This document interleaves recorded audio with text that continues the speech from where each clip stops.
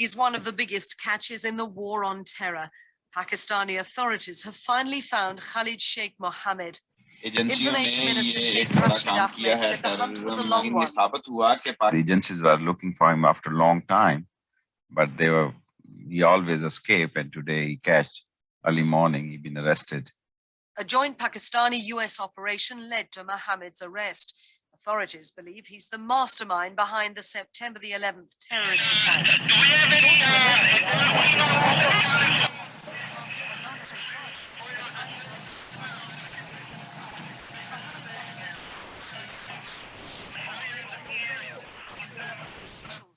was arrested with two others, a man of Middle Eastern origin and Pakistani Ahmed Abdul Qudus. Qudus's sister said police officers broke we took out the lock right now. relatives and children into a room at gunpoint. My brother, he went out and they took him away, and my sister-in-law didn't see him at all. And he was sick. Sentiment is running high in Pakistan, especially among its more religious communities. Tens of thousands marched to the city of Karachi on Sunday to protest against the looming war on Iraq. Gunmen also fired at the city's US consulate on Friday, killing two policemen. The march is hoping to galvanize anti-war and anti-US feeling. Always is in this politically divided nation.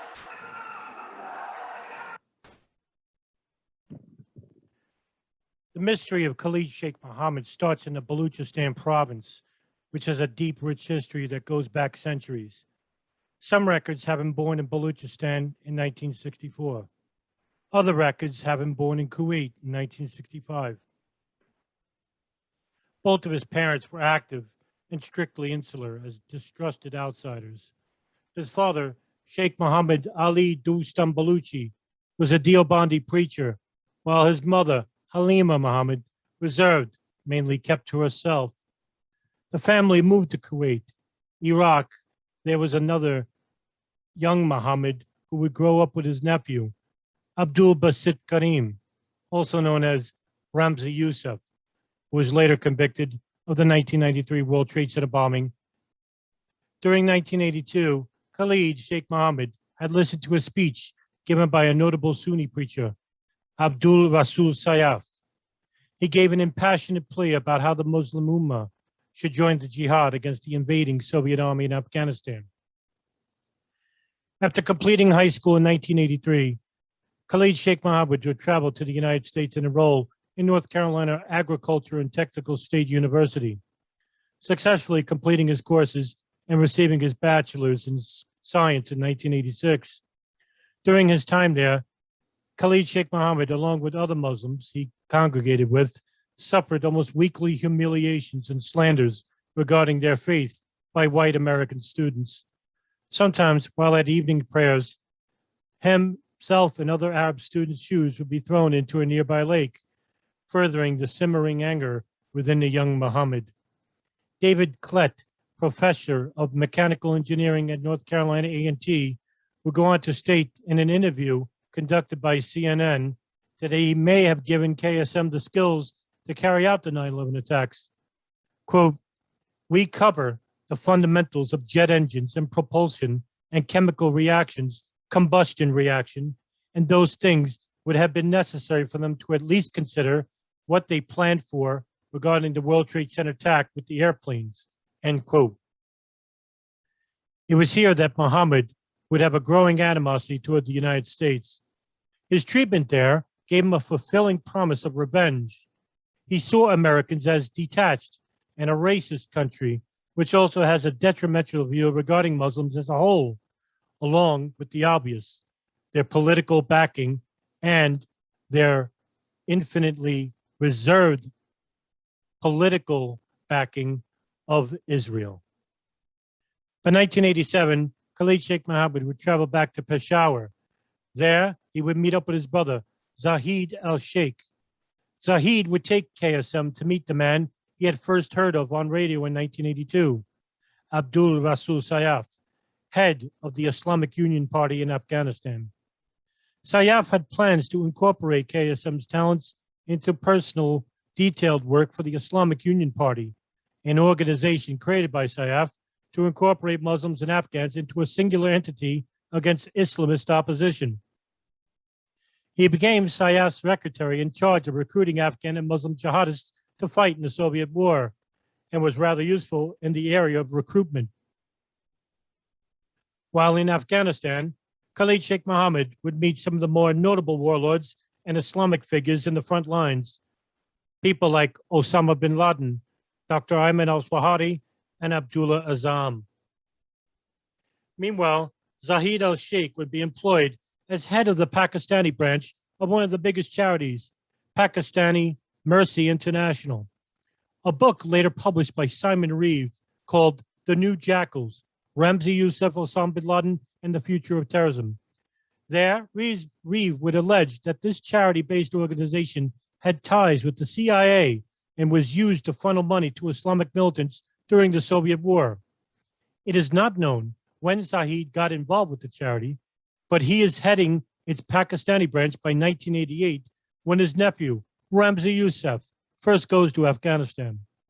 According to Reeve, in the spring of 1993, United States investigators raid Zahid's house while searching for Yousef. Documents and pictures are found suggesting close links and even a friendship between Zahid and Osama bin Laden. Photos and other evidence also show links between Zahid, Khalid Sheikh Muhammad, and government officials close to Nawaz Sharif, who was Prime Minister of Pakistan twice in the 1990s. The investigators also discovered that Zahid was seen talking to Pakistani President Farooq Ahmed Khan Laghari during a Mercy International ceremony in February of 1993. Investigators learned Yousef had made a phone call to the Mercy office, and there is an entry in Yousef's seized telephone directory for a Zahid Sheikh Muhammad. Pakistani investigators raided the Mercy office, but Zahid had already fled. By 1991, KSM arrives and is seen as a valuable asset to Al-Qaeda. By June of that year, Osama bin Laden would dispatch Khalid Sheikh Muhammad to the Philippines.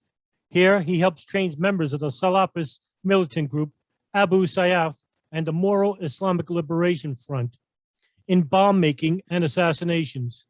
He works with bin Laden's brother-in-law, Mohammed Jamal Khalifa, to establish an operational base there and also in Malaysia. Presumably, he also works with his nephew, Ramzi Yousef, who also trains Abu Sayyaf militants the same year. After proving himself an outstanding organizer, Khalid Sheikh Muhammad was given substantial operational authority and autonomy by bin Laden himself. However, KSM's work with the Abu Sayyaf and the Moral Islamic Liberation Front is soon discovered, and he had been on the run since 1991. KSM would return with Yousef to the Philippines in 1994. Mohammed entered the conflict and fundraises for Bosnia. The 9/11 Commission will later state that, quote, in 1992, KSM spent time fighting alongside the Mujahideen in Bosnia and supporting that effort with financial donations, end quote. KSM mostly lives in Qatar for the next 3 years, but in 1995, he is back fighting in Bosnia as the violence escalates that year. Abdullah bin Khalid Al Thani, Qatar's Minister of Religious Affairs, underwrites the cost of the trip. The second trip to Bosnia means that KSM fights there at the same time as the 9/11 hijackers, Khalid al-Mihdhar and Nawaf al-Hazmi, though it is not known if they ever met. KSM and his nephew, Ramzi Yousef, have high-level protection in Pakistan around 1993, which causes many investigators later to question how. This is according to Rehan Malik, who was head of Pakistan's Federal Investigation Agency at that time. In July of 93, KSM and Yousef are unsuccessful in an attempt to assassinate Pakistani Prime Minister Benazir Bhutto. Malik would later say that it seemed to us that the entire family were involved in the business of terrorism. Khalid and Khalad were both out to make a name for themselves. They had close connections with the jihadists, but it is unclear who they were working for, whether it was them or the ISI. They were both extremely dangerous men, and to us in the FIA, it always appeared that they had protection at a much higher level. When we raided Ramzi's house in Quetta, he had been warned, likewise with Zahid in Peshawar. At around this time, U.S. investigators find KSM and his brother Zahid are linked with the Pakistan ISI. They even find photographs of them with high-ranking Pakistani political leaders. Pictures of Osama Bin Laden are also found. U.S. agents are unable to catch Yousef because Pakistani agents tip him prior to the U.S. raids. Yousef is able to live a semi-public life. For instance, he attended weddings. Despite worldwide publicity naming him as a major terrorist, the Financial Times will later note that Yousef, KSM, and their allies must have felt confident that their ties to senior Pakistani Islamists and the ISI, whose power had been cemented with the country's intelligence service and the government, would provide invaluable. Meanwhile, the FBI connects KSM to the 1993 World Trade Center bombing as they find financial transactions to suspects involved in the operation. According to an internal report from the FBI, KSM had wired $660 to Mohammed Salame. This is apparently the first time KSM had come to the attention of U.S. law enforcement. Transaction records also show the money was sent from Khalid Sheikh in Doha, Qatar, which is where KSM is living openly and without an alias at the time. KSM also frequently talked to his nephew, Ramzi Yousef, on the phone about the bombing in the World Trade Center in 1993 and sent them a passport to escape the country. But apparently, these details are not discovered until much later. By late 1994, KSM would start living in the Philippines. Here, he would work an important operation meant to cause massive destruction never before seen in terror circles. The plan was called Bojinka, or Oplan Bojinka, as the name derived from Yousef's visit to Chechnya. Police would later say he lives a very expensive and non-religious lifestyle. KSM and Yousef would go to karaoke bars, go-go clubs, date go-go dancers, stays in four-star hotels, and take scuba diving lessons. One time, KSM rented a helicopter just to fly past the window of a girlfriend's office in an attempt to impress her. This appears to be a pattern, for instance. He has a big drinking party in 1998. One of the participants in Bojinka is a Pakistani businessman, Tariq Javel Rana, with ties to the ISI and the drug trade. Tariq Javel Rana is said to use counterfeit U.S. currency to help fund the Bojinka plot. The plot was a large-scale, three-phased attack. KSM and Ramzi Yousef were both outlined a plan consisting of the following: the assassination of Pope John Paul II while in the Philippines, the assassination of U.S. President Bill Clinton, blowing up 11 airliners in flight from Asia to the United States with the goal of killing approximately 4,000 passengers and shutting down air travel around the world, and crashing a plane into the headquarters of the CIA in Fairfax County, Virginia, by hijacking it and purposely crashing it. The plot would not come to fruition due in part to a simple error. While Ramzi Yousef and associate Abdul Hakim Murad were making explosive devices to kill the Pope, chemicals were mixed with water in a sink, creating a large plume of black acrid smoke to compromise their room and flood out the window. The fire department and the Philippines National Police would later arrive. However, while fleeing the room, both had forgotten to take Ramzi Yousef's laptop containing the plan itself. Yousef tells Murad to retrieve the laptop, only to be immediately captured and arrested. The laptop was seized and later decided by the FBI, showing them the contents of what was inside by encrypting the information. But by then, KSM had already fled to the Sudan, and Yousef escapes to Afghanistan. As the Bojinka plot is foiled, a document found on Ramzi Yousef's computer spells out the Bojinka plotter's broad objectives. All people who support the U.S. government are out targets in future plans, and that is because all these people are responsible for the government's actions and their support of U.S. foreign policy and are satisfied with it. We will hit all U.S. nuclear targets. If the U.S. government keeps supporting Israel, then we will continue to carry out operations inside and outside the United States to include everyone. At this point, the document comes to a halt mid-sentence.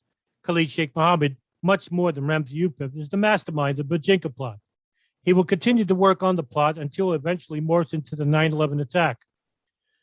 Associate Abdul Hakim Murad confesses the importance of Khalid Sheikh Muhammad in a number of plots.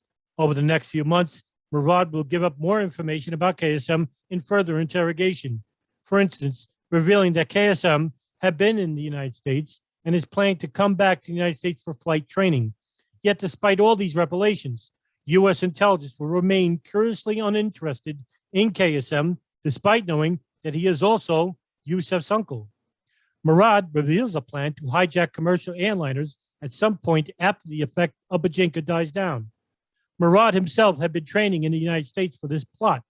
He names the 10 or so buildings that would be targeted for the attack: CIA headquarters, the Pentagon, an unidentified nuclear power plant, the Transamerica Tower in San Francisco, the Sears Tower in Chicago, the World Trade Center, John Hancock Tower in Boston, U.S. Congress, and the White House. On February 7, 1995, Ramzi Yousef is arrested in Pakistan by the U.S. Diplomatic Security Services and the Pakistan ISI in a hotel room.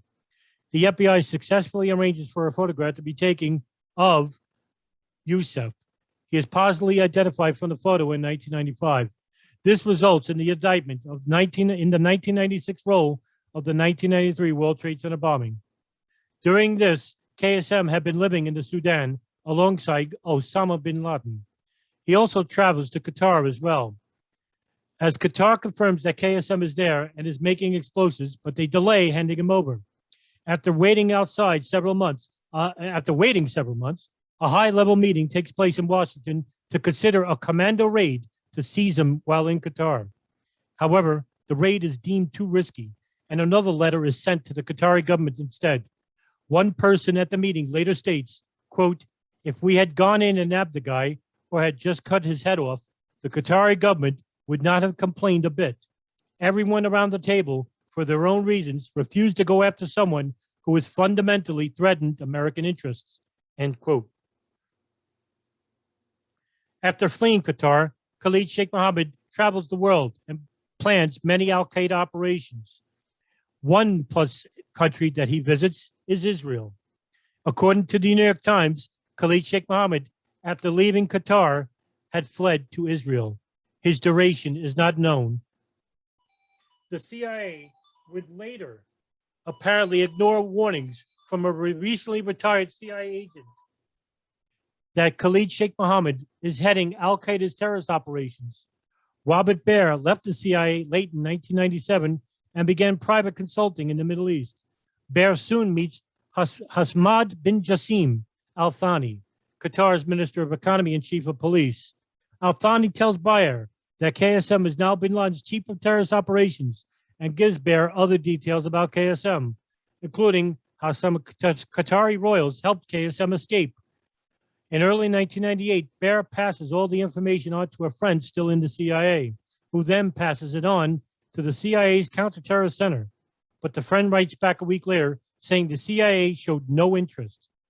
At this point, KSM possesses many synonyms: Ashraf Refai Nabai Hanin, Khalid Abdul Walud, Salim Ali, Abdul Majid, Abdul Al-Fasak Al-Gandindor, and Fahad bin Abdullah bin Khalid.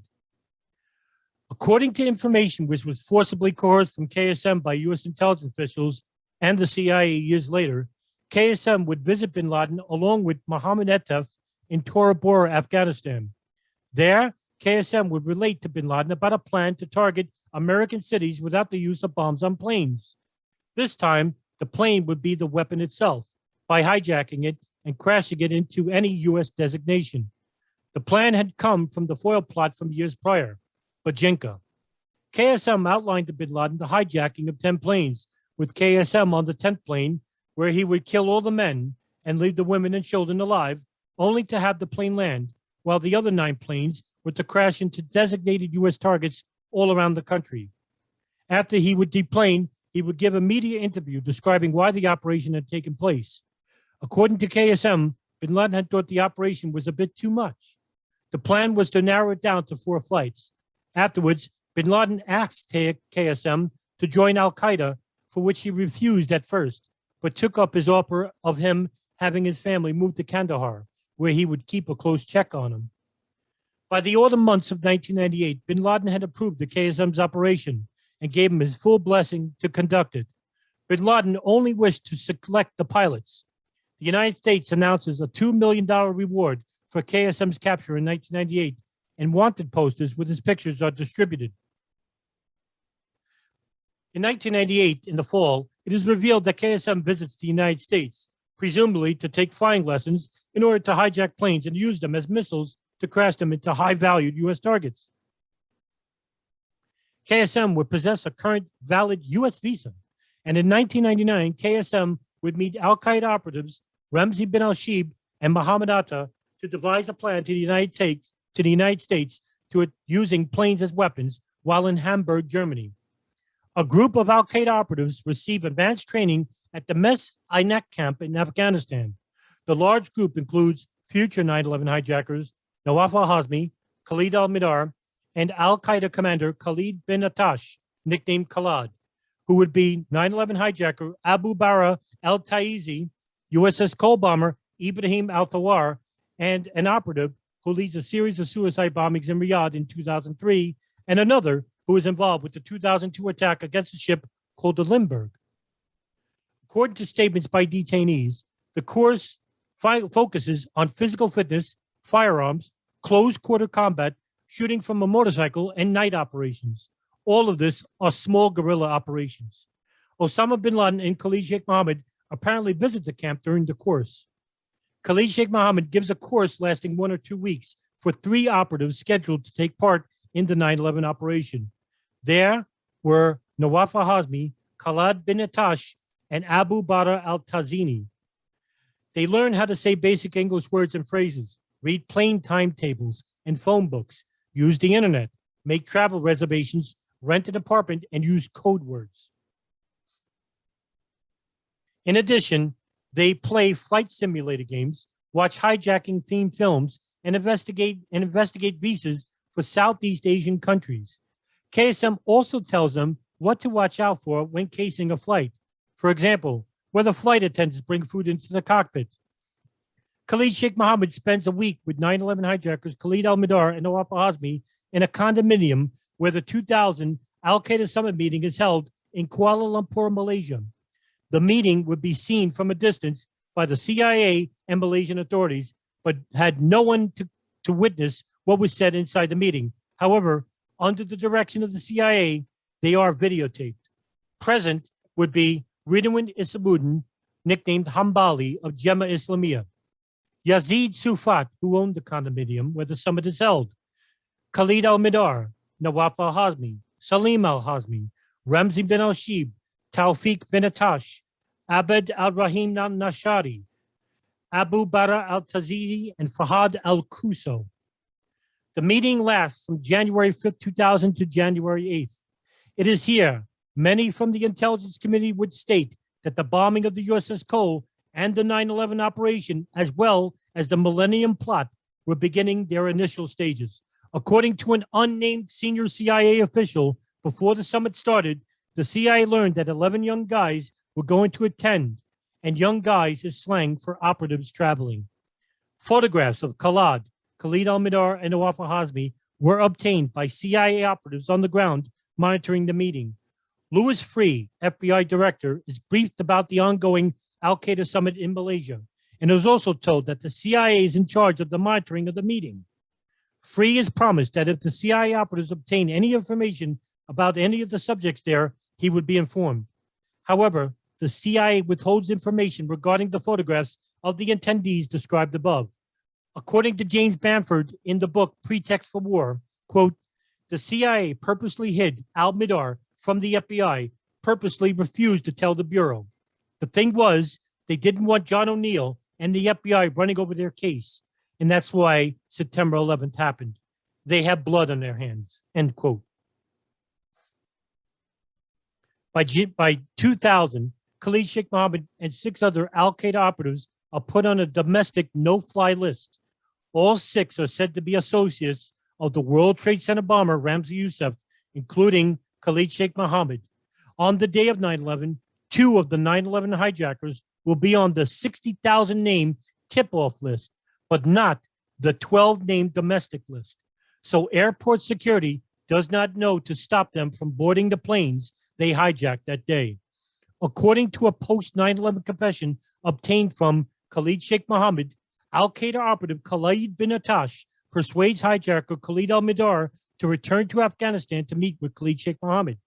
At the meeting, al-Mihdhar complains about life inside the United States, but says he is confident he would be able to obtain another visa, as he left the U.S. before his first one expired. He also tells Muhammad about the problems he and the Wafa Hazmi have had enrolling in language schools, and say that they believe they are being monitored when they flew from Bangkok to the United States in January of 2000. Supposedly, KSM is angry that al-Mihdhar had left the United States without permission and wishes to exclude al-Mihdhar from the mission. But bin Laden himself intervenes and keeps al-Mihdhar involved. The operation was to continue without fail. On the morning of September 11, 2001, 4 U.S. airliners, American Airlines Flight 11, American Airlines Flight 77, United Airlines Flight 175, and United Airlines Flight 93 are hijacked by 19 operatives, with American Airlines Flight 11 crashing into the North Tower, Flight 175 into the South, 77 into the Pentagon, and 93 into a field in Shanksville. The operation was deemed a success, but the main suspected players would have to relocate and keep hidden from the view of the United States, who would immediately exact revenge. The global legacy media immediately blamed Osama bin Laden within an hour of the attacks, but nobody mentions Khalid Sheikh Muhammad. With the capture of a suspected Al-Qaeda operative, Abu Zubaydah, on March 28, 2002, FBI agent Ali Soufan would fly to Pakistan, where Zubaydah was receiving medical treatment for a gunshot wound he suffered by Pakistan, ISI, and CIA operatives in a gun battle before his capture. Soufan immediately obtains the trust of the non-committal Zubaydah by telling him a nickname his mother gave him when he was young, Hani. Zubaydah and Soufan began conversing with Soufan, getting information which was invaluable. But FBI headquarters would pull Soufan out, and the CIA SEER team, led by psychologists James Mitchell and Bruce Jessens, who would implement enhanced interrogation techniques on high-value detainees, which would provide no useful information according to the Senate Select Committee. Soufan would return on some days, and in one such meeting, Soufan showed Zubaydah photographs of many pictures showing 9/11 suspects and other high-ranking Al-Qaeda subjects. One such photograph Soufan showed was KSM. Zubaydah paused. Mukhtar. How did you know Mukhtar was the mastermind of September 11th? Soufan was shocked. Hardly anyone in the intelligence community knew of Mukhtar, but here was a high-ranking alleged Al-Qaeda operative in Zubaydah giving personal testimony to the man in the photograph for the first time. Soufan left in a hurry and relayed the information back to headquarters. The word was out. The capture of Khalid Sheikh Muhammad should be given top priority. KSM later flees to Pakistan along with Ramzi bin al-Shibh, and by 2002, both Khalid Sheikh Muhammad and Ramzi bin al-Shibh would give personal accounts to Al Jazeera journalist Yosri Fuda, detailing the planning for 9/11. According to Fuda, KSM wished for 10 planes to be hijacked. The reason for the attacks was simple, that the United States were to stop rendering financial and political backing to Israel.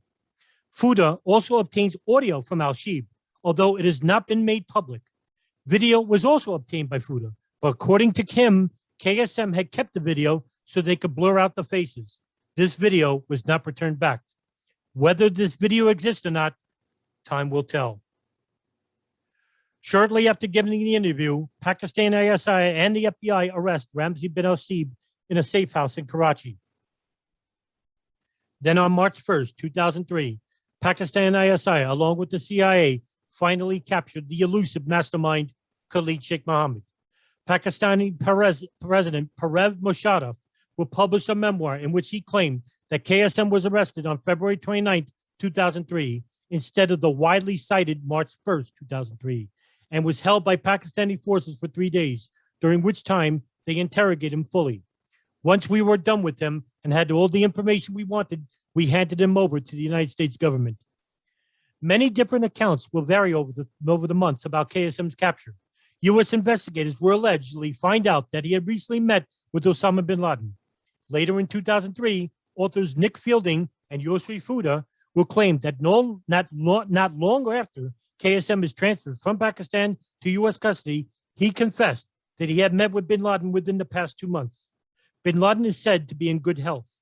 KSM met him in the Pakistani province of Baluchistan after a journey involving a complicated network of phone calls and couriers. KSM also stated that Bin Laden had been concentrating his forces in South Waziristan in Pakistani's tribal region, and that Bin Laden had formed an alliance with Afghan warlord Gulbuddin Hekmatyar. Fielding and Fuda will note that this story seems confirmed by the fact that within days of KSM's arrest, residents in the town of Chaman in Baluchistan said that U.S. aircraft dropped millions of leaflets mentioning the $25 million reward for Bin Laden's arrest.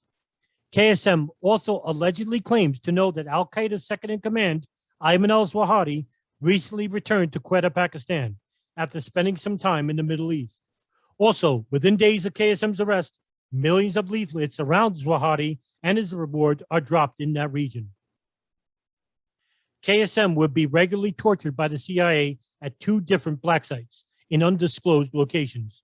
One location, however, was called Cobalt, located in Afghanistan. During one torture session, high-ranking CIA official Alfreda M. Bukowski, who wished to watch the torture in person, in 2003, he was transferred to Poland, where the CIA had an interrogation center where he would be waterboarded an astounding 183 times in a single month. According to an internal CIA document, Jane Harman and Porter Goss of the House Intelligence Committee were briefed on the status of KSM from CIA Deputy Director James Pavitt. The document states that, quote, the CIA was seeking renewed policy approval from the National Security Council principals to continue using the enhanced interrogation techniques, and that Khalid Sheikh Muhammad suffered dozens upon dozens of waterboarding sessions from masked CIA operatives. The water was poured 183 times. There were 183 pours. The officials explained, adding that each pour was a matter of seconds, end quote. KSM would then be transferred from the Cobalt facility to an unknown site in Jordan. However, Jordan and U.S. officials have denied the accusations that he was transferred to Jordan. By September 2006, Khalid Sheikh Muhammad is finally transferred to Guantanamo Bay, where he is being currently held awaiting trial for his numerous crimes for which he admitted to under the excessive torture sessions.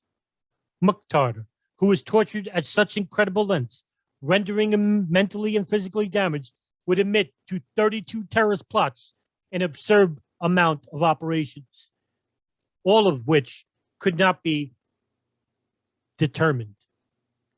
The trial for the Guantanamo Bay detainees involved in the September 11, 2001 attacks is allegedly supposed to start in 2021. However, the date has now been pushed. Air Force Colonel W. Shane Cohen, Deputy Chief Circuit Military Judge for the trial, set the date in an order setting motion and evidentiary deadlines, which have been beset with numerous litigation. The 5 men who are charged for the attacks are Khalid Sheikh Muhammad, Ramzi bin al-Shib, Tawfiq bin Atash, Mustafa al-Hassawi, and Ammar al-Baluchi. Mukhtar would not allow the courts to get away with having the last say, however. On one such occasion, he would openly mock the trial itself and complain that the United States has feigned outrage using the 9/11 attacks to justify their own war crimes against the Arab world. During a 2012 court hearing, Mohammed would make clear his statements regarding Americans' hypocrisy. Quote, you have to keep in mind that the government is using the definition of national security as it chooses. Everyone sees this expression as he chooses. When the government feels sad for the killing of 3,000 people who were killed on September 11, we also should feel sorry that the American government, who is represented by General Martins and others who have killed thousands of people, millions. This definition is a resilient definition. Every dictator can put this on his definition as the shoes that he uses to step on every person in this world, every law and every constitution. Many can kill people under the name of national security and to torture people under the name of national security and to detain their children under the name of national security. I don't want to be long, but I could say that the president can make someone and throw him in the sea in the name of national security. And so, well, he can also legislate the killings, assassinations under the name of national security for American citizens. My only advice to you, that you do not get affected by the crocodile tears, because your blood is not made of gold and ours made of water. We are all human beings. Thank you. End quote.